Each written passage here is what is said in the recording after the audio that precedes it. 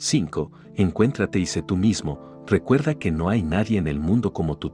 Tengo una carta de la señora Edith Alred, de Mount Airy, Carolina del Norte.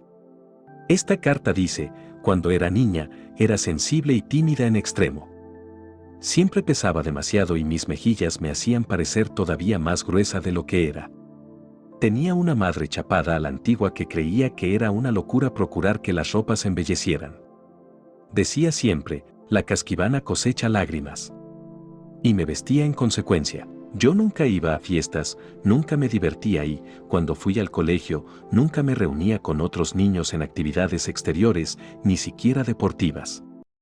Era tremendamente tímida. Sentía que era distinta de todos los demás y que no gozaba de ninguna simpatía. Cuando llegué a mayor, me casé con un hombre que me llevaba varios años. Pero no cambié. Mi familia política era muy equilibrada y dueña de sí misma. Era todo lo que yo debía haber sido y no era. Hice lo posible para parecerme a ellos, pero no pude. Cualquier intento de salir de mi cascarón no hacía más que meterme más en él. Me convertí en un ser nervioso e irritable. Huía de los amigos. Llegué a estar tan mal que temblaba en cuanto sonaba el timbre de la puerta. Era un fracaso. Lo sabía y tenía miedo de que mi esposo lo comprendiera. Siempre que estábamos en público procuraba mostrarme alegre y exageraba mi papel. Me daba cuenta de ello y pasaba después unos días muy tristes. Finalmente, me sentí tan desdichada que no veía motivo para prolongar mi existencia.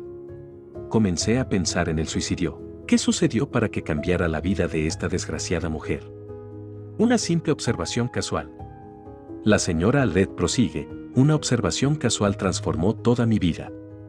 Mi suegra hablaba un día de cómo había educado a sus hijos y dijo: sucediera lo que sucediera, yo siempre insistía en que fueran ellos mismos. Que fueran ellos mismos. Esta observación realizó la obra. En un relámpago, comprendí que me había hecho una desgraciada por tratar de adaptarme a un patrón que no me servía. Cambié de la noche a la mañana. Comencé a ser yo misma. Traté de estudiar mi propia personalidad. Traté de averiguar qué era. Estudié mis puntos fuertes. Aprendí cuanto pude acerca de colores y estilos y me vestí de un modo que comprendía que me sentaba bien. Salí en busca de amigos. Ingresé en una sociedad, en una pequeña al principio, y quedé aterrada cuando me incluyeron en un programa. Pero cada vez que hablaba mi valor aumentaba un poco. Hizo falta bastante tiempo, pero mi felicidad es hoy mayor de la que juzgué posible jamás. Al educar a mis propios hijos, siempre les he enseñado la lección que aprendí a tanta costa: suceda lo que suceda, tenemos que ser siempre nosotros mismos. El Dr. James Gordon Gilkey dice que este problema de querer ser uno mismo es viejo como la historia y tan universal como la vida humana. Y este problema de no estar dispuesto a ser uno mismo es la fuente oculta de infinidad de neurosis, psicosis y complejos. Angelo Patri ha escrito 13 libros y miles de artículos para periódicos indicados sobre el tema de la educación infantil y escribe: nadie es tan desgraciado como el que aspira a ser alguien y algo distinto de la persona que es en cuerpo y en alma. El ansia de ser algo que no se manifiesta de modo muy acentuado en Hollywood. Sam Wood, uno de los directores de Hollywood más conocidos, dice que el mayor quebradero de cabeza que tiene con los jóvenes actores aspirantes es exactamente este problema: hacerles ser ellos mismos. Todos quieren ser una Lana Turner de segunda o un Clark Gable de tercera. Y Sam Wood les dice una y otra vez: el público ya conoce eso, ahora quiere otra cosa. Antes de que comenzara a dirigir películas como Adiós, Señor Chips y Por quien doblan las campanas, Sam Wood pasó varios años en el negocio de inmuebles, desarrollando personalidades de vendedores. Declara que ha de aplicarse en el mundo del cine el mismo principio que en el mundo de los negocios. No se va a ninguna parte con el espíritu de imitación. No se puede ser un papagayo. Sam Wood dice: la experiencia me ha enseñado que lo más seguro es abandonar cuanto antes a las personas que tratan de ser lo que no son.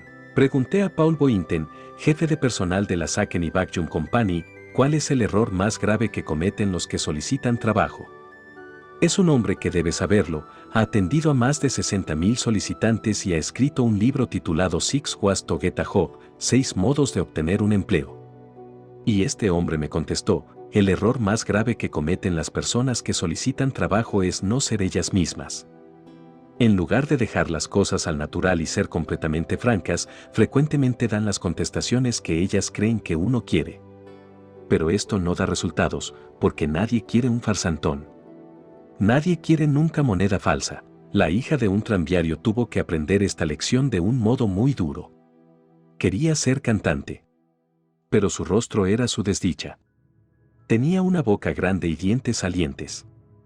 Cuando cantó por primera vez en público, en un club nocturno de Nueva Jersey, trató de bajar el labio superior para ocultar sus dientes. Trató de estar encantadora. ¿Cuál fue el resultado? Que hizo el ridículo. Iba directamente al fracaso. Sin embargo, había en aquel club nocturno un hombre que oyó cantar a la joven y que dijo que allí había talento. De modo liso y llano encaró a la joven y le dijo: «Mire, he estado observando su actuación y me doy cuenta de lo que trata de ocultar. Usted tiene vergüenza de sus dientes». La joven quedó muy turbada, pero el hombre aquel continuó: «¿Qué le importa? ¿Es un crimen acaso tener dientes salientes? No trate de ocultarlos. Abra la boca y el público le tendrá simpatía cuando vea que usted no se avergüenza», y añadió sagazmente: «Además, esos dientes que trata usted de ocultar pueden ser su fortuna». Castaley aceptó el consejo y se olvidó de sus dientes. Desde entonces, solo pensó en los auditorios. Abrió la boca sin miedo y cantó con tanto gusto y placer que llegó a ser una de las grandes estrellas del cine y de la radio. Y muchos artistas trataron de imitarla. El famoso William James hablaba de hombres que nunca se habían encontrado a sí mismos cuando declaró que el hombre medio desarrolla únicamente el 10% de su capacidad mental latente. Escribió esto: «Comparados con lo que deberíamos ser, estamos solo despiertos a medias. Hacemos uso solo de una pequeña parte de nuestros recursos físicos y mentales. Para hablar en un sentido amplio, diremos que el individuo humano vive muy lejos de sus límites. Posee facultades de diversa índole que generalmente no utiliza. Usted y yo tenemos esas facultades, por lo que no debemos preocuparnos a causa de no ser como otros. Usted es algo nuevo en el mundo. Nunca antes, desde los comienzos del tiempo, ha habido nadie exactamente como usted y nunca después, a través de todas las épocas por venir, habrá nadie en el que usted se repita. La nueva ciencia de la genética nos dice que usted es quien es como resultado en gran parte de 24 cromosomas que ha aportado su padre y otros 24 cromosomas que ha aportado su madre. Estos 48 cromosomas comprenden todo lo que determina su herencia de usted. Embremes Chainfeld dice que en cada cromosoma hay, de docenas a cientos de genes, de los que uno solo es capaz, en algunos casos, de cambiar toda la vida de un individuo. Verdaderamente, estamos hechos de un modo que asusta y maravilla. Incluso después de la unión de sus padres, solo había una oportunidad contra 300 billones de que naciera una persona que fuera específicamente usted. En otros términos, si usted tuviera 300 billones de hermanos y hermanas, todos podrían ser distintos de lo que usted es. ¿Es esto una adivinanza? No, es un hecho científico. Si quiere usted leer algo más acerca del asunto, vaya a una biblioteca pública y pida un libro titulado Usted y la herencia, de Embremes Chainfeld. Puedo hablar de este tema con convicción porque lo siento profundamente. Sé de qué estoy hablando. Lo sé por amarga y costosa experiencia. Cuando vine por primera vez a Nueva York desde los maizales de Missouri, me inscribí en la Academia Norteamericana de Artes Dramáticas. Aspiraba a ser actor. Había tenido lo que creía que era una idea brillante, un atajo hacia el triunfo. Era una idea tan sencilla y tan clara que no comprendía cómo no la habían descubierto tantos miles de personas ambiciosas que pululan por el mundo. Consistía en esto: estudiaría como los actores famosos de la época, John Drew, Walter Hampden y Otis Skinner, conseguían sus efectos. Después imitaría lo mejor de cada uno y me convertiría en una brillante y triunfal combinación de todos ellos. ¡Qué tonto! ¡Qué absurdo! Tuve que malgastar años. Después me puse a escribir lo que yo suponía que iba a ser yo mismo y que no podía ser otro cualquiera. Esta lamentable experiencia debió enseñarme una lección duradera. Pero no fue así. No me la enseñó. Yo era demasiado torpe. Tuve que pasar por una segunda prueba. Varios años después, me puse a escribir lo que yo suponía que iba a ser el mejor libro sobre oratoria para la gente de negocios que jamás se hubiera escrito. Tuve para escribir este libro la misma estúpida idea que había tenido acerca de la profesión teatral. Iba a sacar ideas de toda una serie de escritores e incluirlas en un libro que lo contendría todo. Para esto, obtuve docenas y docenas de libros sobre oratoria y pasé un año incorporando sus ideas a mi manuscrito. Pero llegó el momento en que comprendí que estaba haciendo una vez más el tonto. Aquella mezcolanza de las ideas de los demás que había escrito era tan sintética y tan aburrida que no habría persona de negocios que la soportara. Eché, pues, al cesto el trabajo de todo un año y comencé de nuevo. Esta vez me dije, vas a ser Dale Carnegie, con todos sus defectos y limitaciones. No puedes ser otra persona. Así abandoné la idea de ser una combinación de otra gente, me arremangué e hice lo que debía hacer desde el principio, escribir un libro de texto sobre oratoria, sacado de mis propias experiencias, observaciones y convicciones como orador y maestro de declamación. Aprendí, para siempre, espero, la lección que aprendió Sir Walter Raleigh. No estoy hablando del Sir Walter que arrojó su capa al barro para que pasara la reina. Estoy hablando del Sir Walter Raleigh que fue profesor de literatura inglesa en Oxford en 1904. Este profesor dijo, no puedo escribir un libro con la medida de Shakespeare, pero puedo escribir un libro por mi cuenta. Sea usted mismo. Siga el sabio consejo que Irving Berlin dio al extinto George Gershwin. Cuando Berlin y Gershwin se conocieron, Berlin era famoso, pero Gershwin era un joven compositor que luchaba por abrirse camino y ganaba $35 semanales en Tin Pan Alley. Berlin, impresionado por la capacidad de Gershwin, ofreció a este un puesto como su secretario musical, con un salario casi triple del anterior. Pero Berlin aconsejó, sin embargo, no acepte el puesto. Si lo hace, puede llegar a ser un Berlin de segunda. En cambio, si insiste en ser usted mismo, llegará un día a ser un Gershwin de primera. Gershwin siguió el consejo y se transformó lentamente en uno de los más famosos compositores de su época.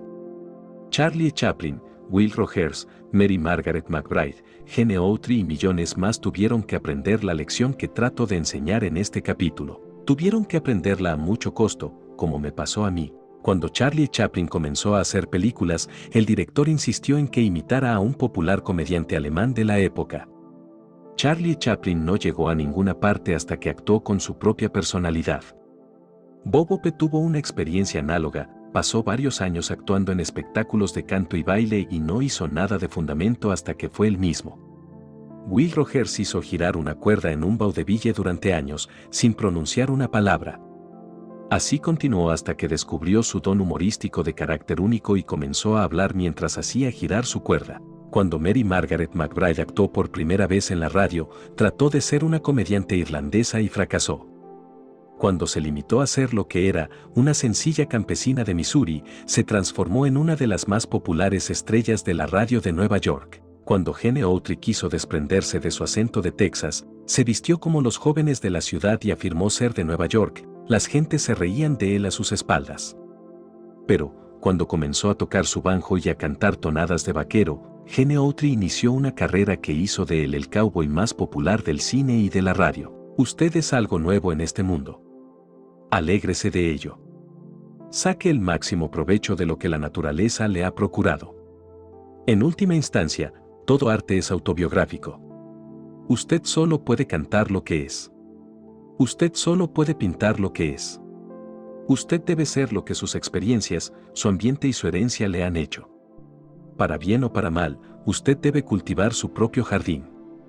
Para bien o para mal, usted debe tocar su propio instrumento en la orquesta de la vida. Como dijo Emerson en su ensayo sobre la confianza en sí mismo, llega un momento en la educación de todo hombre en que se llega a la convicción de que la envidia es ignorancia, de que la imitación es un suicidio, de que el hombre debe tomarse a sí mismo, para bien o para mal, como a su parte, de que, aunque el vasto universo está lleno de riquezas, ningún grano nutritivo puede llegar hasta uno si no es a través del trabajo en la parcela de tierra que le ha sido asignada. El poder que reside en cada hombre es de naturaleza nueva y solo él sabe lo que puede hacer y, por otra parte, solo puede saberlo cuando lo haya intentado. Este es el modo que Emerson tuvo de decirlo. Pero he aquí el modo en que lo dijo un poeta, el extinto Douglas Malek: si no puede ser pino de la cumbre, sé la mata del valle, la más linda de las matas que van junto al arroyo, sé el arbusto, si el árbol está arriba. Si no llegas a arbusto, se la hierba que al camino feliz y humilde vista, de no ser almizcleña, se la tocha que entre todas el lago más estima. Tripulantes, sino los capitanes, que un lugar siempre guárdanos la vida, hay que hacer cosas grandes y pequeñas, pero siempre ha de hacerse la más chica. De no ser el camino, sé el sendero, si no sol, sé la estrella que titila, no busquemos tamaño en la pelea, sino ser lo mejor en nuestras filas. Para cultivar la actitud mental que nos procurará paz y nos liberará de la preocupación, he aquí la regla 5, no imitemos a los demás. Encontrémonos y seamos nosotros mismos. 6. Si tiene usted un limón, haga una limonada. Mientras escribía este libro estuve un día en la Universidad de Chicago y pregunté al rector, Robert Maynard Hutchins, cómo se libraba de las preocupaciones. Y me contestó, he tratado siempre de seguir el consejo que me dio el extinto Julius Rosenwald, presidente de la Sears, Roebuck and Company, cuando tengas un limón, hazte una limonada. Tal es lo que hace un gran docente. Pero el simple hace algo completamente opuesto. Si la vida le entrega un limón, una cosa amarga y agria, se desespera y dice, estoy vencido. Es el destino. No tengo la menor oportunidad. Después lanza imprecaciones contra el mundo y se compadece hasta lo más hondo de su ser. En cambio, el juicioso a quien entregan un limón dice, ¿qué lección cabe aprender de esta desgracia? ¿Cómo puedo mejorar esta situación? ¿Cómo puedo convertir este limón en una limonada? Después de pasar toda su vida dedicado al estudio de las personas y de sus ocultos recursos de poder, el psicólogo Alfred Adler declaró que una de las características maravillosas de los seres humanos es su poder de convertir un menos en un más. He aquí la interesante y alentadora historia de una mujer que conozco y que hizo precisamente eso. Se llama Thelma Thompson. He aquí lo que me contó. Durante la guerra mi marido estaba adscrito a un campo de instrucción próximo al desierto de Mojave, en California. Fui a vivir allí con objeto de estar cerca de él. Odiaba el lugar. Nunca me había sentido tan desdichada. Mi marido fue enviado de maniobras al desierto y yo me quedé sola en una cabaña. El calor era insoportable, pasaba de los 40 grados centígrados a la sombra de un cacto. No había nadie con quien hablar. El viento soplaba de modo incesante y todos los alimentos que comía y hasta el aire que respiraba estaban llenos de arena, arena, arena. Me sentía tan hundida, me compadecía tanto, que escribí a mis padres. Les dije que abandonaba mi empresa y que volvía a casa. Les dije que no podía resistir ni un minuto más. Prefería estar en la cárcel. Mi padre me contestó con una carta de solo 2 líneas. Eran 2 versos que siempre cantarán en mi recuerdo, 2 versos que cambiaron mi vida por completo, 2 hombres que miraron tras las rejas de su prisión, uno el barro miró, el otro las estrellas contempló. Leí estos versos muchas veces. Estaba avergonzada. Decidí ver qué había de bueno en aquella situación mía, trataría de ver las estrellas. Me hice amigos entre los indígenas y la reacción de esta gente me asombró. En cuanto mostré interés por sus tejidos y cacharros, me regalaron sus piezas favoritas, las que no habían querido vender a los turistas. Estudié las bellísimas formas de los cactos, las yucas y los árboles Joshua. Aprendí cosas de los perros de pradera, observé las puestas de sol del desierto y busqué conchas marinas, dejadas allí hace millones de años, cuando las arenas del desierto eran el fondo de un océano. ¿Qué es lo que produjo en mi cambio tan asombroso? El desierto de Mojave no había cambiado. Los indios no habían cambiado. Pero había cambiado yo. Había cambiado mi actitud mental. Y al pasar esto, mi desdichada existencia quedó transformada en la más emocionante aventura de mi vida. Fui estimulada y excitada por este nuevo mundo que había descubierto. Estaba tan exaltada que escribí un libro sobre el asunto, una novela que fue publicada bajo el título Brillantes murallas, Bright Ramparts. Había mirado desde la prisión que me había creado yo misma y había visto las estrellas. Thelma Thompson, parla ni de que sirviera siquiera para la cría de cerdos. Allí no salía nada, salvo robles esmirriados y culebras de cascabel. Pero nuestro hombre tuvo una idea. Transformaría el pasivo en activo, sacaría todo el provecho posible de aquellas serpientes. Con asombro de todos, se dedicó a las conservas de carne de culebras de cascabel.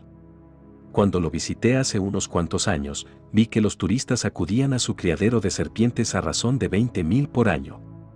El negocio era espléndido. Vi cómo se enviaba veneno de los colmillos a los laboratorios para la producción de toxinas antitóxicas, vi que las pieles de serpiente se vendían a precios lucidísimos para la fabricación de zapatos y bolsos de mujer. Vi que la carne en conserva se enviaba a clientes de todo el mundo. Compré una tarjeta postal con una vista del lugar y la eché en la oficina de correos local, la cual había sido rebautizada Rattlesnake, Florida. Rattlesnake significa serpiente de cascabel, en honor del hombre que había transformado un limón venenoso en dulcísima limonada. En mis experiencias, luego de haber recorrido el país de punta a punta en todas direcciones, he tenido el privilegio de conocer a docenas de hombres y mujeres que han demostrado su poder de convertir un menos en un más. El difunto William Bowlise, autor de 12 Against the Gods, 12 contra los dioses, lo expresó así: la cosa más importante de la vida no es capitalizar las ventajas. Cualquier tonto puede hacer esto. Lo que verdaderamente importa es beneficiarse con las pérdidas. Esto exige inteligencia y señala la diferencia entre una persona de juicio y un necio. Bowlise consignó estas palabras después de haber perdido una pierna en un accidente de ferrocarril. Pero yo conozco a un hombre que perdió sus 2 piernas y convirtió su menos en más. Se llama Ben Fortune. Lo conocí en un ascensor de hotel de Atlanta, Georgia. Cuando entré en el ascensor, vi a un hombre de expresión alegre, con sus piernas inmóviles, sentado en una silla de ruedas en un rincón. Cuando el ascensor se detuvo en su piso, me pidió amablemente que me hiciera a un lado, a fin de que pudiera maniobrar mejor con su silla. Lamento estorbarlo, murmuró. Y su rostro se iluminó con una sonrisa cordial. Cuando dejé el ascensor y entré en mi habitación, no hacía más que pensar en este animoso inválido. Indagué hasta dar con él y le pedí que me contara su historia. Siempre sonriéndose, me dijo: sucedió en 1929. Salí a cortar unas estacas de nogal para las alubias de mi huerta. Cargué las estacas en mi Ford y emprendí el retorno. En esto una de las estacas se deslizó bajo el vehículo y enredó la dirección en el momento en que iba por un recodo. El vehículo saltó por encima de un muro bajo y me lanzó contra un árbol. Quedó afectada mi columna vertebral. Mis piernas quedaron paralizadas. Tenía 24 años cuando sucedió esto y desde entonces no he dado un solo paso. Condenado a los 24 años a permanecer en una silla de ruedas por el resto de su vida. Le pregunté cómo se las arregló para soportar la cosa tan bien y me contestó: no la soporté nada bien. Dijo que se enfureció y se rebeló. Maldecía su suerte. Pero, a medida que pasaban los años, vio que su rebelión solo le proporcionaba amarguras. Y declaró: finalmente, comprendí que las gentes eran amables y corteses conmigo. Por tanto, lo menos que podía hacer era mostrarme amable y cortés con ellas. Le pregunté si entendía todavía, después de todos los años transcurridos, que su accidente había sido una terrible desgracia y enseguida me contestó: no. Casi me alegro de lo que sucedió. Me dijo que, después de reponerse de la sacudida y el resentimiento, comenzó a vivir en un mundo diferente. Comenzó a leer y a aficionarse a la literatura. En 14 años leyó por lo menos 1400 libros. Estos libros le habían abierto nuevos horizontes y procurado una vida más rica de todo lo que creyó posible. Comenzó a escuchar buena música y sigue ahora emocionándose con las grandes sinfonías que antes le hubieran aburrido. Pero la oportunidad mayor es que tenía tiempo para pensar. Me habló así: por primera vez en mi vida pude contemplar el mundo y adquirir un verdadero sentido de los valores. Comencé a comprender que la mayoría de las cosas por las que antes había luchado no valían la pena en absoluto. Como resultado de sus lecturas se interesó en la política, estudió los asuntos públicos y pronunció discursos desde su silla de ruedas. Comenzó a conocer gente y a ser conocido. Y Ben Fortune, todavía en su silla de ruedas, llegó a ser secretario de Estado del Estado de Georgia. Al dirigir clases de adultos en la ciudad de Nueva York descubrí que una de las cosas que más lamentan muchos adultos es no haber hecho estudios universitarios. Parecen pensar que el no tener una educación universitaria es una gran desventaja. Sé que esto no es necesariamente verdad, porque he conocido a miles de hombres que han triunfado sin haber pasado de la enseñanza secundaria. Por tanto, suelo contar con frecuencia a estos alumnos la historia de un hombre que conocí y que ni siquiera acabó la instrucción primaria. Fue criado en una absoluta pobreza. Cuando murió su padre, los amigos del difunto tuvieron que hacer una suscripción para comprarle el ataúd. Después de la muerte de su padre, su madre trabajó en una fábrica de paraguas 10 horas diarias y, más tarde, a destajo en casa hasta las 11 de la noche. El muchacho así criado ingresó en una sociedad teatral de aficionados organizada por un club de la parroquia. Le gustó tanto aquello que decidió dedicarse a la declamación y la oratoria. Esto lo llevó a la política. A los 30 años de edad fue elegido para el cuerpo legislativo del estado de Nueva York. Pero estaba muy mal preparado para tanta responsabilidad. En realidad, él mismo me dijo con franqueza que no sabía el significado de aquello. Estudió los largos y complicados proyectos de ley que debía votar, pero, en lo que a él se refería, esos proyectos de ley podían muy bien haber sido escritos en el idioma de los indios Chacto.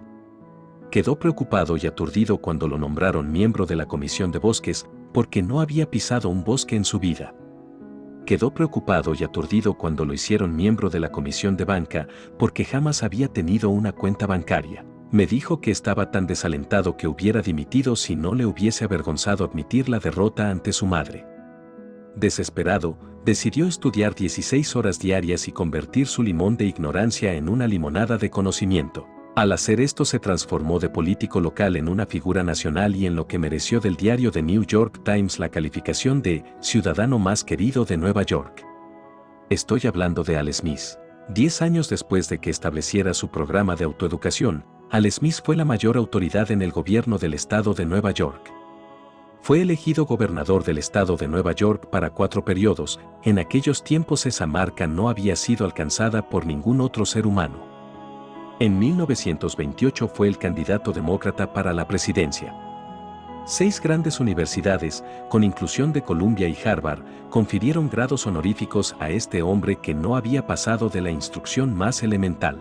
El mismo Al Smith me dijo que ninguna de estas cosas hubieran sucedido si no hubiese trabajado duramente 16 horas al día para convertir su menos en más. La fórmula de Nietzsche para el hombre superior era no solo cobrar ánimos en la carencia, sino también apreciarla.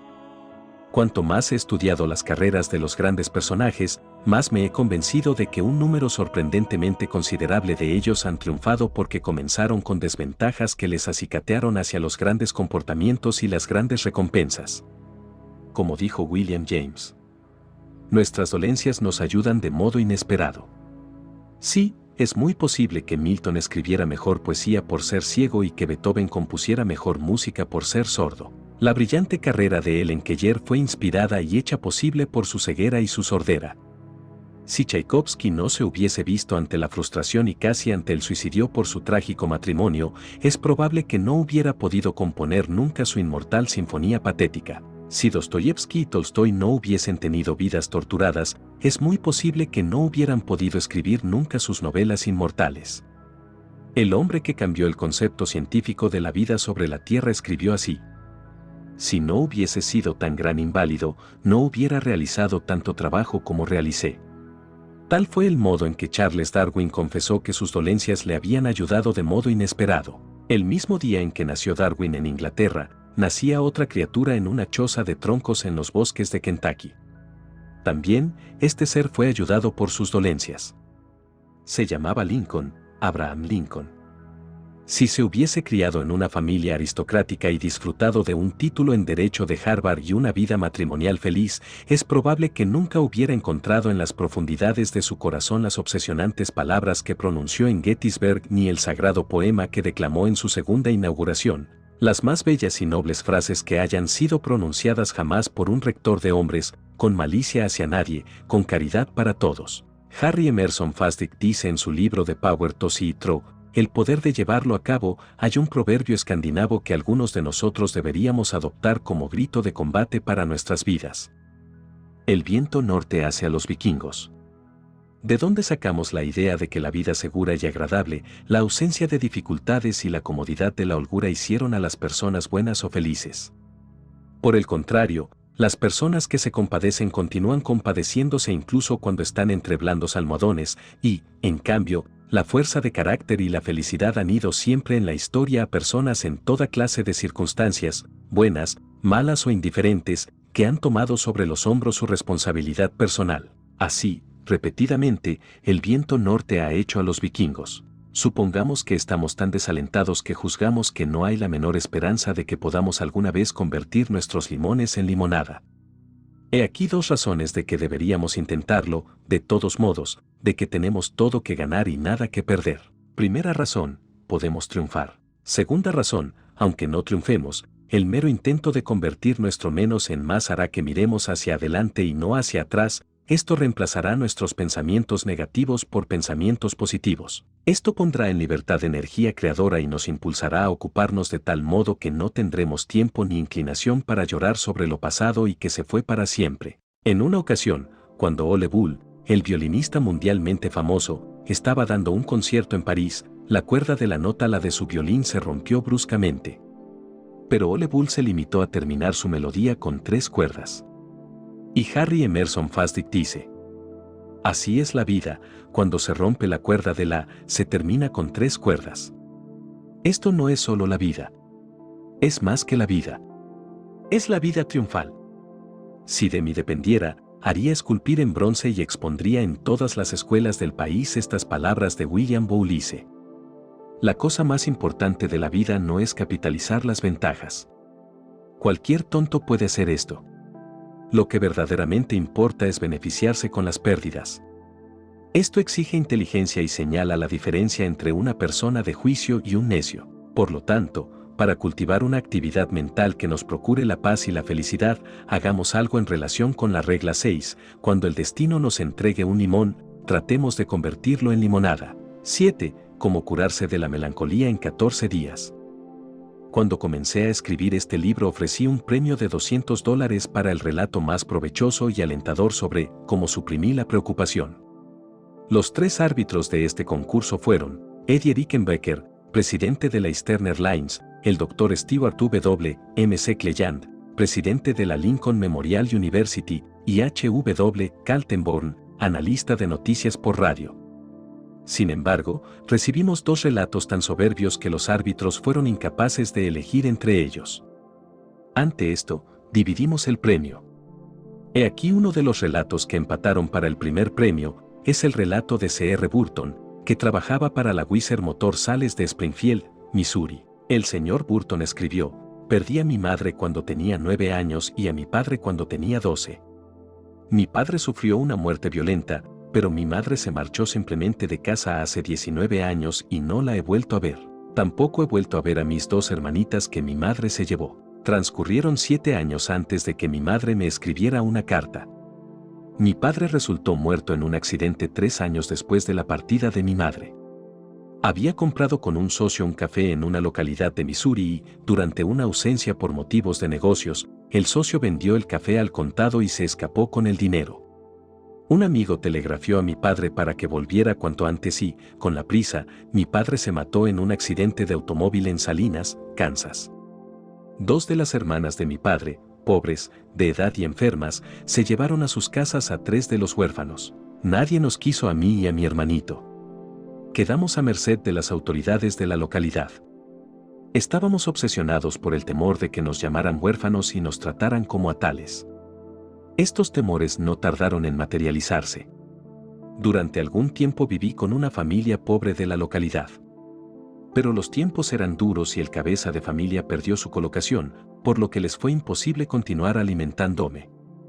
Después los señores Loftin me llevaron a vivir con ellos en su granja, a unos 18 kilómetros de la localidad. El señor Loftin tenía 70 años y estaba en cama, enfermo de zoster. Me dijo que podía quedarme allí mientras, no mintiera, no robara e hiciera lo que se me ordenara. Estas 3 órdenes se convirtieron en mi Biblia. Me atuve a ellas estrictamente. Comencé a ir a la escuela, pero la primera semana fue muy amarga y lloré como una criatura. Los otros chicos la emprendieron conmigo, se burlaron de mi gruesa nariz, dijeron que era tonto y me llamaron el mocoso huérfano. Me sentí tan herido que quise pelearme con ellos, pero el señor Loftin, el granjero que me había recogido, me dijo: recuerda siempre que cuesta más al que es un hombre rehuir una pelea que plantarse y aceptarla. No me peleé hasta que uno de los chicos tomó excremento de gallina del patio de la escuela y me lo arrojó a la cara. Le di una paliza y me hice de un par de amigos. Dijeron que el otro se lo había buscado. Estaba orgulloso del gorro que la señora Loftin me había comprado. Un día una de las chicas mayores me lo quitó de la cabeza, me lo llenó de agua y me lo puso a la miseria. Dijo que lo había llenado de agua para que se humedeciera mi cabeza dura y no saltaran así mis sesos de chorlito. Nunca lloraba en la escuela, pero solía hacerlo en casa. Un día la señora Loftin me dio un consejo que eliminó mis zozobras y preocupaciones y convirtió en amigos a mis enemigos. Me dijo: Ralph, no se meterán contigo ni te llamarán mocoso huérfano si muestras interés por ellos y tratas de ayudarles. Seguí el consejo. Estudié mucho y, aunque pronto me puse al frente de la clase, no suscité envidias porque prestaba toda la ayuda posible. Ayudé a varios chicos a redactar sus temas y composiciones. A algunos de ellos les escribí ejercicios enteros. Un chico tenía vergüenza de que sus padres se enteraran de que contaba con mi ayuda. Solía decir a su madre que iba a cazar zarigüeyas. Después venía a la granja del señor Loftin, ataba a sus perros en la cuadra y hacía conmigo sus deberes. Escribí resúmenes para un chico y pasé varias veladas ayudando a una chica en matemáticas. La muerte llamó a la vecindad. Fallecieron 2 viejos labradores y una mujer fue abandonada por su marido. Yo era el único varón de 4 familias. Ayudé a las viudas durante 2 años. A la ida y al regreso de la escuela me detenía en sus granjas, les cortaba la leña, les ordeñaba las vacas y les atendía a los animales. Ahora me bendecían en lugar de maldecirme. Era un amigo para todos. Me revelaron lo que me estimaban cuando regresé del servicio en la Marina. Recibí el primer día la visita de más de 200 granjeros. Algunos de ellos viajaron 125 kilómetros y su interés por mí era verdaderamente sincero. Como estuve siempre ayudando a los demás, tuve pocas preocupaciones. Desde hace 13 años, nadie me ha llamado mocoso huérfano. Bravo, C.R. Burton. He aquí un hombre que sabe cómo ganar amigos. Y que también sabe cómo se vence a la preocupación y se disfruta de la vida. Otro tanto hizo el Dr. Frank Loop, de Seattle, Washington. Fue un inválido. Durante 23 años, artritis. Sin embargo, Stuart P. Touse, del Seattle Star, me escribió: he entrevistado al Dr. Loop muchas veces y nunca he conocido a un hombre menos egoísta y que saque más fruto de la vida. ¿Cómo este inválido condenado a permanecer en el lecho sacaba tanto de la vida? Les formularé 2 adivinanzas. ¿Lo hacía lamentándose y criticando? No. ¿Lo hacía compadeciéndose y pidiendo a los demás que se fijaran en él y lo atendieran? No. Seguimos sin acertar. Lo hizo adoptando como suyo el lema del príncipe de Gales, Ich dien, sirvo. Reunió los nombres y las direcciones de otros inválidos y los alentó, alentándose, con cartas alegres y animosas. En realidad, organizó un club de correspondencia entre inválidos y consiguió que todos se escribieran. Finalmente estableció una organización nacional llamada Sociedad de los Enclaustrados. Guardando siempre cama, escribió un promedio de 1.400 cartas anuales y llevó la alegría a miles de inválidos consiguiendo radios y libros para sus consocios. ¿Cuál era la principal diferencia entre el Dr. Loop y muchas personas? El Dr. Loop tenía la luz interior de un hombre con un propósito, con una misión. Tenía la alegría de saber que era un medio para una idea mucho más noble e importante que su propia persona, en lugar de ser, como Chow dice, un egocentrista, un paquetillo de dolencias y agravios que se lamenta de que el mundo no se dedique a hacerlo feliz. He aquí la más asombrosa declaración que jamás haya visto salir de la pluma de un gran psiquiatra.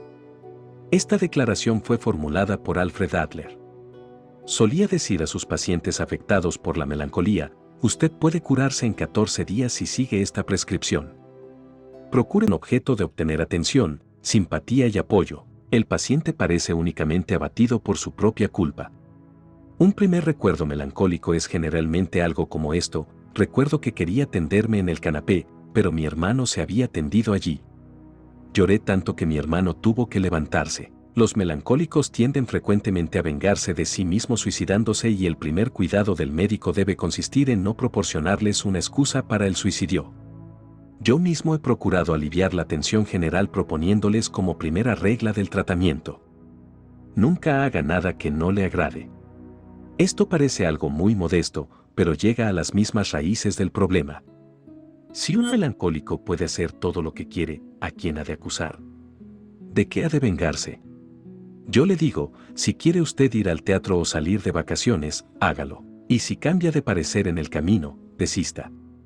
Es la mejor situación en que uno puede estar. Proporciona una satisfacción en la lucha por la superioridad. La persona se siente Dios y puede hacer lo que le place. En cambio, no encaja fácilmente en el modo de vida del melancólico. Este quiere dominar a los demás y, si los demás están de acuerdo con él, no hay modo de dominarlos. Esta regla es un gran alivio y yo nunca he tenido un suicidio entre mis pacientes. Generalmente el paciente replica, pero no hay nada que me agrade hacer. Yo suelo estar preparado para esta respuesta porque la he oído muchas veces. Entonces, absténgase de hacer todo lo que le desagrade, digo. Sin embargo, en ocasiones, manifestará, me gustaría estar todo el día en la cama. Sé que, si se lo permito, ya no le gustará. Sé que, si le pongo trabas, iniciará las hostilidades. Y siempre accedo. Esto es una regla. Otra ataca su modo de vida de manera más directa. Digo a mis pacientes, usted puede curarse en 14 días si sigue esta prescripción. Procure pensar cada día de qué manera usted puede complacer a alguien. Obsérvese lo que esto significa para ellos. Están dedicados a pensar, ¿cómo puedo fastidiar a alguien? Las respuestas son muy interesantes. Algunos dicen, eso será muy fácil para mí. Lo he hecho toda mi vida. No lo han hecho nunca. Les pido que piensen en ello. No lo hacen. Les digo, usted puede emplear todo el tiempo que pierde cuando le es imposible conciliar el sueño en pensar cómo puede complacer a alguien y esto será un gran paso hacia su salud. Cuando los veo al día siguiente, les pregunto, ¿pensó usted en lo que le dije? Y contestan, anoche me dormí en cuanto me acosté. Todo esto, desde luego, debe hacerse de un modo sencillo y cordial, sin el menor asomo de superioridad. Otros contestarán, no podría hacerlo nunca. Estoy demasiado preocupado. Yo les digo, no deje de preocuparse, pero, al mismo tiempo, usted puede pensar de cuando en los demás. Siempre trato de dirigir su atención hacia el prójimo. Muchos dicen, ¿por qué he de complacer a los demás? Los demás no tratan de complacerme. Yo contesto, debe usted pensar en su salud. Los demás sufrirán después. Es muy raro el paciente que me haya dicho, he pensado en lo que usted me dijo. Todos mis esfuerzos tienden a aumentar el interés social del paciente. Sé que la verdadera causa de su enfermedad es la falta de cooperación y quiero hacérselo ver. En cuanto puede relacionarse con sus semejantes sobre una base de igualdad y cooperación, está curado. El deber más importante que ha impuesto siempre la religión es, ama a tu prójimo. El individuo que más dificultades tiene en la vida y más daño causa a los demás es el que no se interesa en su semejante. De estos individuos surgen todos los fracasos humanos. Todo lo que pedimos a un ser humano y el fundamento de nuestras mayores alabanzas hacia él es simplemente que sea un buen compañero de trabajo, un amigo para los demás y un verdadero socio en el amor y el matrimonio. El Dr. Adler nos invita a que realicemos una buena acción cada día. ¿Y qué es una buena acción?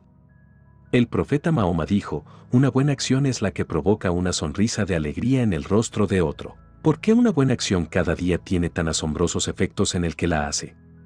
Porque, cuando tratamos de complacer a los demás, cesamos de pensar en nosotros y esto es precisamente lo que produce la preocupación, el miedo y la melancolía. La señora de William T. Mon, que dirigía la escuela de secretariado Mon en Nueva York, no tuvo que esperar 14 días dedicados a pensar cómo podía complacer a alguien para verse libre de su melancolía.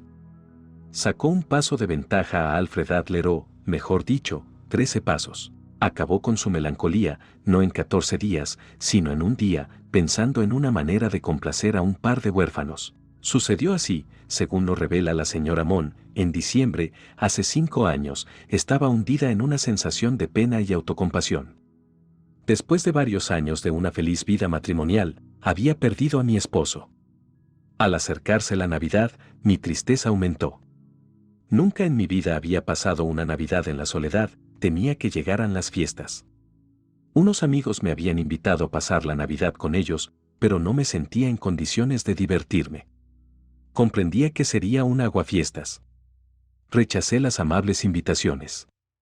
Cuando llegó la Nochebuena, me compadecí más que nunca. Verdad era que, como sucede a todos, tenía más de un motivo para estar satisfecha. Ese día dejé la oficina a las 3 de la tarde y caminé sin propósito por la Quinta Avenida con la esperanza de desvanecer mi melancolía.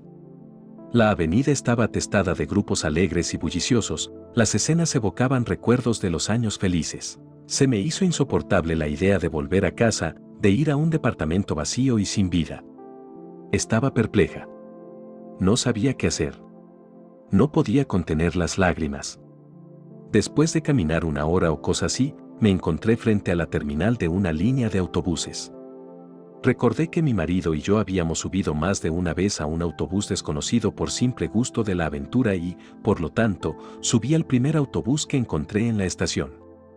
Después de cruzar el río Hudson y viajar durante cierto tiempo, oí que el guarda me decía: «Última parada, señora». Bajé. No conocía ni el nombre de aquel pueblo. Era un pueblecito tranquilo. A la espera de que otro autobús me llevara a casa, pasé por una calle de viviendas. Pasé junto a una iglesia y oí la bella melodía de Noche Silenciosa. Entré. La iglesia estaba vacía, si se exceptúa al organista. Me senté sin ser advertida en un banco. Las luces del muy adornado árbol de Navidad hacían que las decoraciones parecieran miríadas de estrellas bailando en rayos de luna. Las prolongadas cadencias de la música y el hecho de que no había probado bocado desde la mañana me causaron modorra. Estaba cansada y amargada y me dejé vencer por el sueño. Cuando me desperté, no comprendí dónde estaba. Estaba asustadísima. Vi frente a mí a dos niñitos que, al parecer, habían venido a contemplar el árbol de Navidad. Uno de ellos, una chiquilla, me señalaba y decía: «Tal vez la haya traído Santa Claus». Los niños también se asustaron cuando me desperté. Les dije que no tuvieran miedo. Estaban pobremente vestidos. Les pregunté dónde estaban sus padres. «No tenemos ni mamá ni papá», me contestaron. Tenía delante dos huérfanos en una situación peor que cualquiera mía anterior. Me hicieron avergonzar de mi tristeza. Les enseñé el árbol de Navidad y los llevé después a una confitería, donde tomamos un refrigerio, y les compré unas golosinas y unos regalos.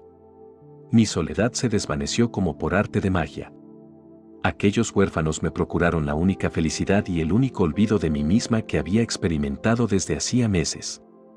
Charlé con ellos y comprendí la mucha suerte que había tenido. Di gracias a Dios por todas las Navidades que había pasado como una niña rodeada del afecto de sus padres.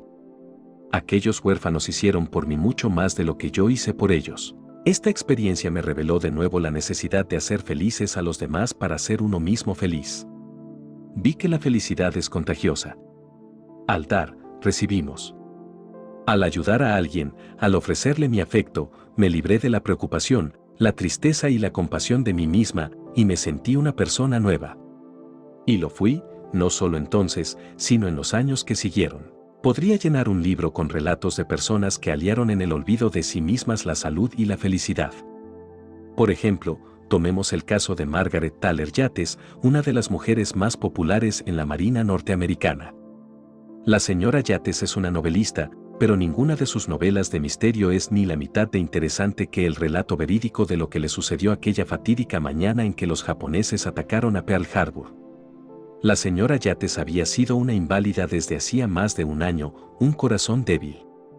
Había pasado en la cama 22 de cada 24 horas. El mayor viaje que emprendía era un paseo por el jardín para tomar un poco de sol. Incluso entonces tenía que apoyarse en el brazo de una doncella. Ella misma me dijo que, en aquellos días, suponía que sería una inválida por el resto de su vida. Me manifestó: «En realidad, nunca hubiera vuelto a la verdadera vida si los japoneses no hubiesen atacado Pearl Harbor y no me hubiesen sacado de mi flojedad». Y, narrando lo que le sucedió, la señora Yates manifestó: «Cuando ocurrió la cosa, todo era caos y confusión. Una bomba cayó tan cerca de mi casa que la conmoción me tiró de la cama. Los camiones del ejército corrían hacia el campamento de Hikem, los cuarteles de Schofield y el aeródromo de Kaunauja Bay para llevar a las mujeres y los niños de los militares y marinos a las escuelas públicas. La Cruz Roja estaba telefoneando a quienes tenían habitaciones sobrantes para que las cedieran. Sus gentes sabían que yo tenía un teléfono junto a mi cama y me pidieron que actuara como un centro de informaciones.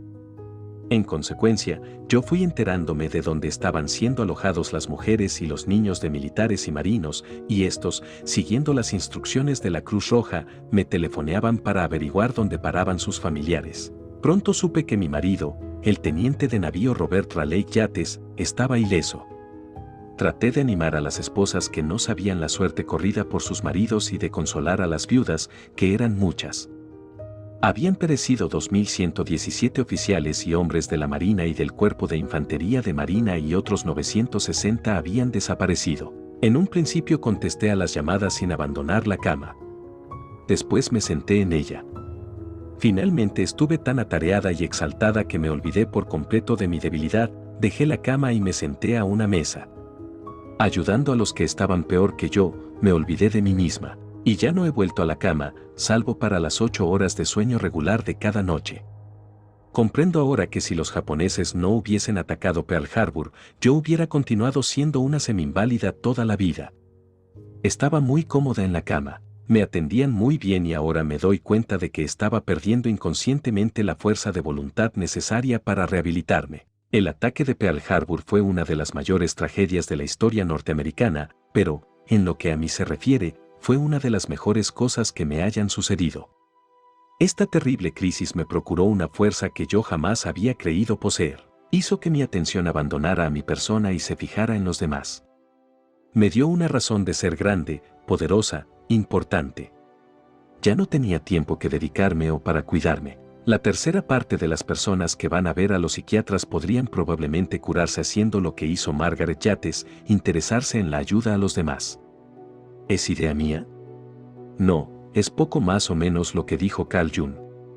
Y si hay alguien que pueda saberlo, es él. Dijo así: una tercera parte de mis pacientes sufren, no de neurosis clínicamente definibles, sino de la carencia de sentido y del vacío de sus vidas. Para decirlo de otro modo, estas gentes tratan de subirse a una carroza, pero el desfile los deja atrás. Después corren a un psiquiatra con sus vidas mezquinas, sin sentido e inútiles. Como han perdido el tren, se quedan en la plataforma, echando la culpa a todo el mundo menos a ellas mismas y pidiendo que todos se dediquen a satisfacer sus egocéntricos deseos. Cabe que usted se esté diciendo ahora: bien, estas historias no me impresionan. Yo también puedo interesarme en un par de huérfanos una nochebuena y, si hubiese estado en Pearl Harbor, hubiera hecho gustosamente lo que hizo Margaret Taylor Yates. Pero mis circunstancias son distintas, mi vida es una vida vulgar.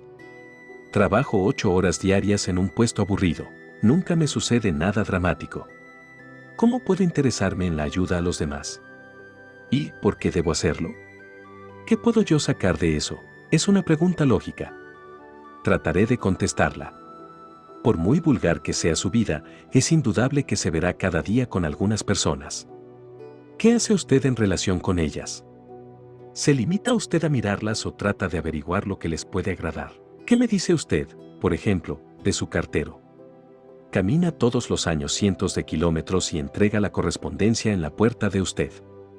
Pero, ¿se ha tomado usted alguna vez la molestia de averiguar dónde vive o de pedirle que le enseñe alguna fotografía de su esposa y de sus niños? ¿Le ha preguntado alguna vez si se cansa o si se aburre? ¿Qué me dice del chico del almacén, del vendedor de diarios, del hombre de la esquina que le lustra los zapatos? Todas estas gentes son seres humanos, con sus problemas, sus sueños y sus ambiciones. Arden en deseos de compartir todo ello con alguien, pero ¿les ofrece usted la menor oportunidad? ¿Muestra usted un vehemente y honrado interés en ellos o en sus vidas? Esto es lo que quiero decir. No tiene usted necesidad de convertirse en una Florence Nightingale o un reformador social para mejorar el mundo, su propio mundo privado.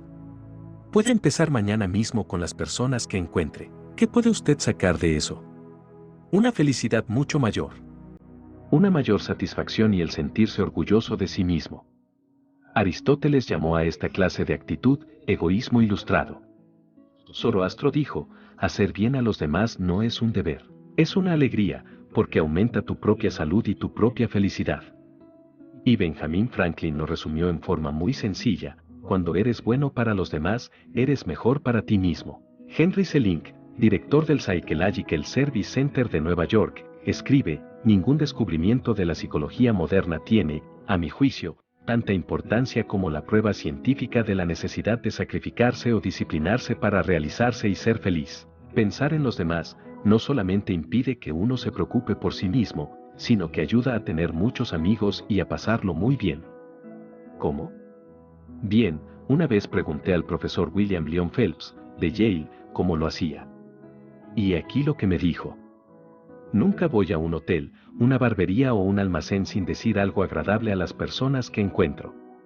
Trato de decir algo que suponga considerarlas como individuos, no como ruedas de una máquina. En ocasiones digo a la muchacha que me atiende en el almacén un cumplido acerca de sus ojos o su cabello. Al barbero le pregunto si no se cansa de permanecer de pie todo el día.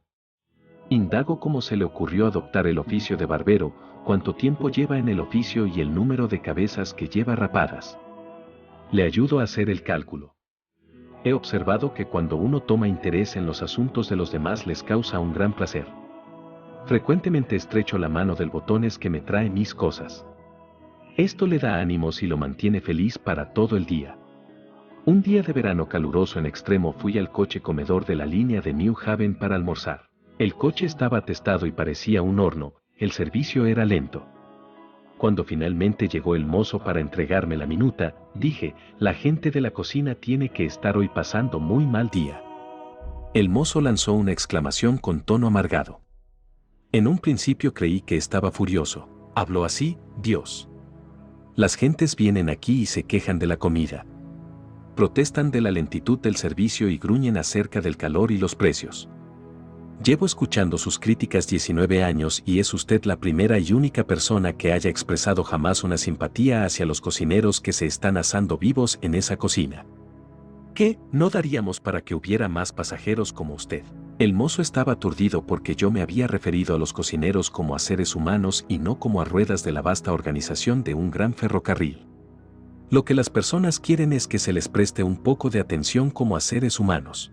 Cuando encuentro en la calle a un hombre con un perro, siempre dedico unas palabras a la belleza del animal. Cuando sigo mi camino y miro por encima del hombro, frecuentemente veo que el hombre está acariciando y admirando al perro. Mi estimación por el perro ha renovado la suya. En una ocasión, en Inglaterra, me encontré con un pastor y expresé mi sincera admiración por el vigoroso e inteligente perro que tenía.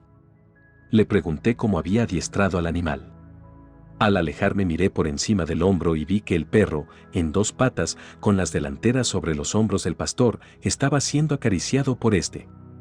Al interesarme un poco por el pastor y su perro, había hecho feliz al pastor, había hecho feliz al perro y me había hecho feliz a mí mismo. ¿Puede nadie imaginarse que un hombre así, un hombre que estrecha la mano a los botones, expresa su simpatía a los cocineros de una cocina calurosa y dice a los dueños cuánto le gustan sus perros, ha de estar alguna vez amargado, preocupado y necesitado de los servicios de un psiquiatra? Es imposible, ¿verdad?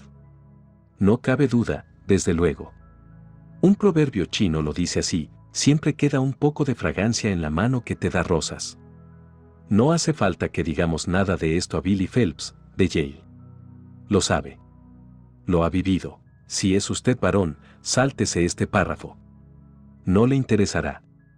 Se refiere a una muchacha preocupada e infeliz que consiguió tener varios pretendientes. La joven que logró esto es ahora una abuela. Hace unos cuantos años pasé una noche en la casa del matrimonio. Había dado una conferencia en la ciudad en que éste vive. A la mañana siguiente, ella me condujo en su automóvil a un punto situado a unos 80 kilómetros de allí, a fin de que tomara el tren en la línea principal del Central de Nueva York. Estuvimos hablando acerca de cómo se ganan amigos y esta mujer me dijo, señor Carnegie, voy a contarle algo que no he confesado a nadie, ni siquiera a mi marido.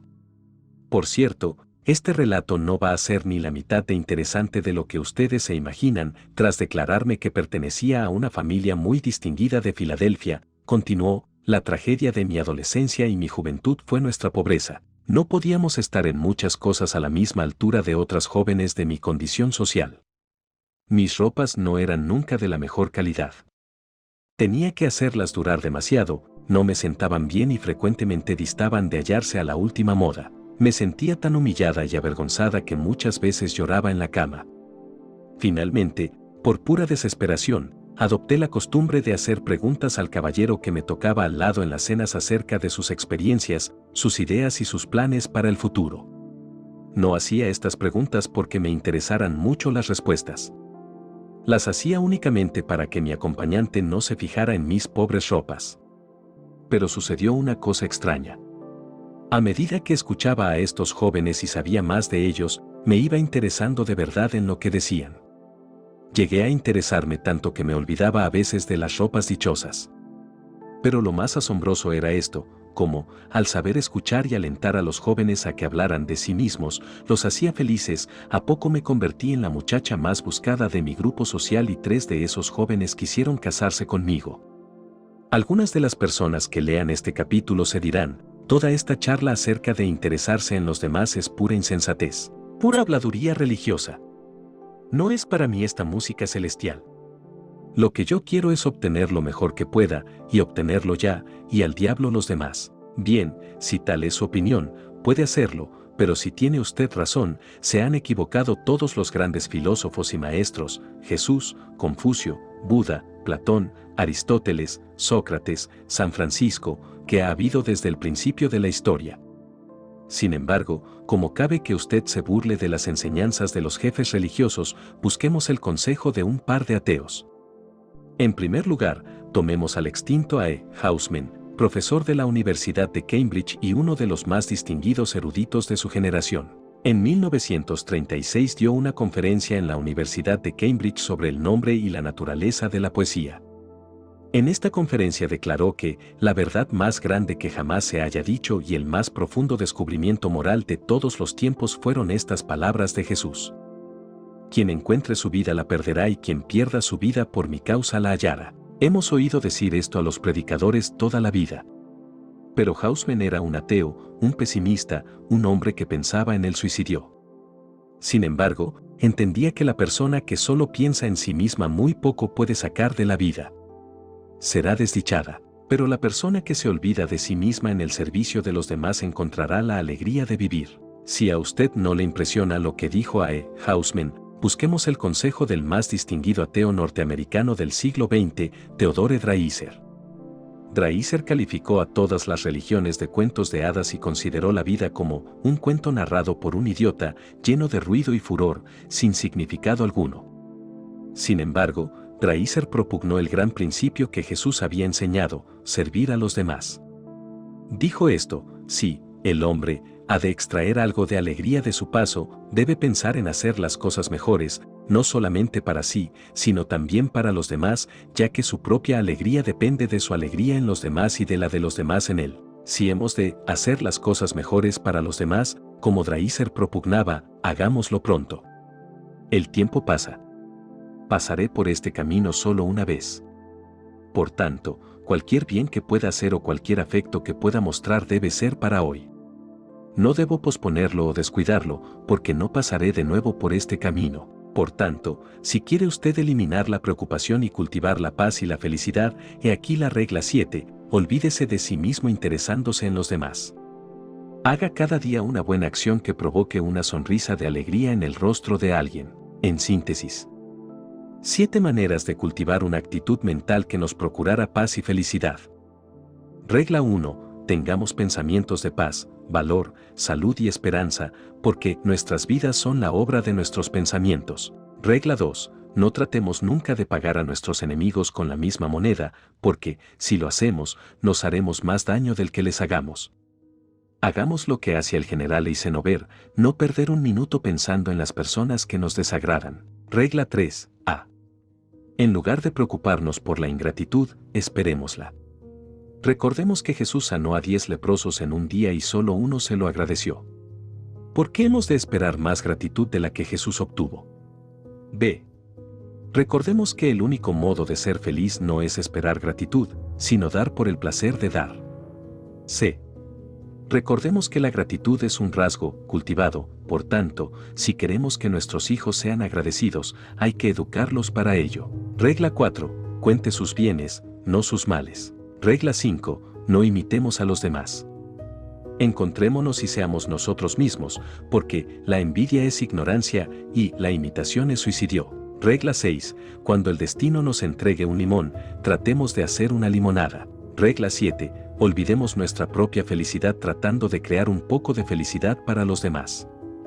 Cuando eres bueno para los demás, eres mejor para ti mismo. Si el contenido de este audio fue de tu utilidad, te invito a que me regales un me gusta y suscríbete al canal para que disfrutes de más información que nos permita aprovechar al máximo el poco tiempo que tenemos para obtener sabiduría y filosofías que nos sean de un gran apoyo para mejorar nuestra vida. Reproduce el audio cuando te encuentres atorado en el tráfico, al realizar actividades del hogar, si te encuentras en algún vuelo, en sala de espera en algún lugar o simplemente si haces una caminata al aire libre.